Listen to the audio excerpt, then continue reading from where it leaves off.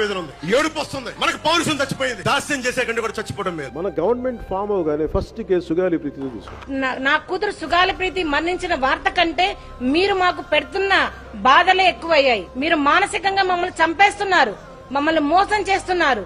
ఇప్పటికి కూడా ఈ కూటమి ప్రభుత్వంలో కొంచెం కూడా మరి చలనం లేదు. మరి పవన్ కళ్యాణ్ గారు నిలదీయాల్సినది 2019 నుంచి 2024 వరకు జగన్మోహన్ రెడ్డి గారిని మీరు అంతగా నిలదీశారు కదా, మరి అదే దాంట్లో ఒక 10% అన్నా మీరు కూటమి ప్రభుత్వాన్ని ప్రశ్నించి ఉంటే ఈ రోజు నా కూతురు కేసుకు ఒక సొల్యూషన్ వచ్చేది. మీరు మరి మోడీ గారితో మాట్లాడండి. మీరు మోడీ గారితో మాట్లాడతా అని చెప్పారు, మరి సిబిఐకి ఇప్పిస్తా అన్నారు. మరి మీరు చేసిన హామీలు ఎక్కడికి పోయినాయి? ఎందుకు మీరు సుగాలి ప్రీతి కేసును ఇంతగా మీరు మోసం చేయాల్సి వచ్చింది?